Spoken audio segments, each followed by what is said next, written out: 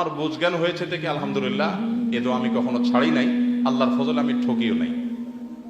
মেয়েদের জীবন সঙ্গী নির্বাচনের ক্ষেত্রে কি কি বিষয় গুরুত্ব সহকারে বিবেচনা করা উচিত?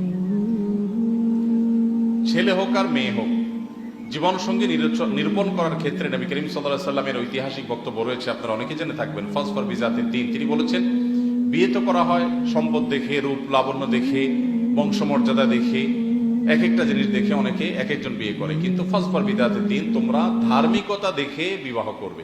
এখন ধার্মিকতার ডেফিনিশন কি, এটা আরেকটা জটিল বিষয়।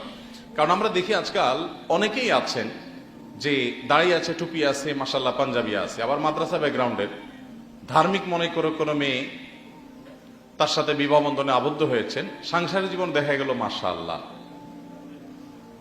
না দুঃখিত, তিনি বিয়ে করেছেন মাশাআল্লাহ দেখে, সাংসারিক জীবনে সেদিন নাউজুবিল্লাহ পড়া লাগতেছে।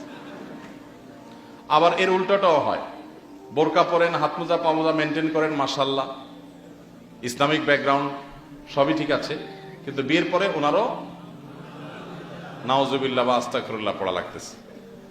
এর কারণ হলো ধার্মিকতা আমরা বেশিরভাগ ক্ষেত্রে পোশাকে খুঁজি।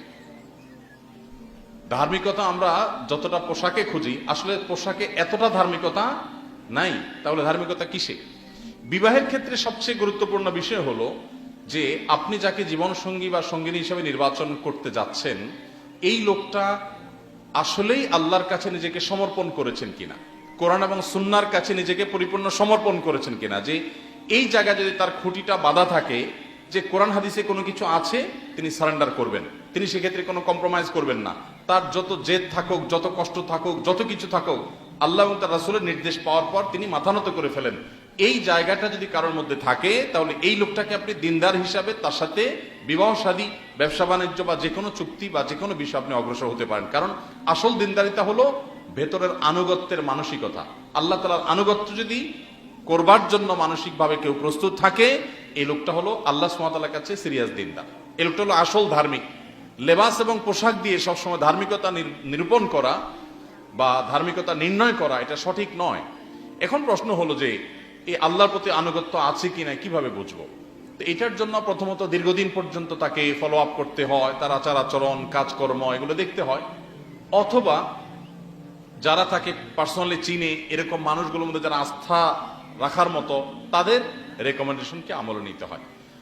আর সবচেয়ে বড় কথা হলো যে জীবনসঙ্গী নির্বাচনের ক্ষেত্রে আসলে নিজেদের বুদ্ধি দিয়ে, বিবেক দিয়ে সবসময় উপযুক্ত মানুষ খুঁজে পাওয়া সম্ভবপর হয় না। এই জন্যই সূরা ফুরকান আয়াত নম্বর ৭৪, রব্বানা হাব লানা মিন আজওয়াজিনা ওয়া যুররিয়াতিনা কুররাতা আয়ুন ওয়াজআলনা লিল মুত্তাকিনা ইমামা।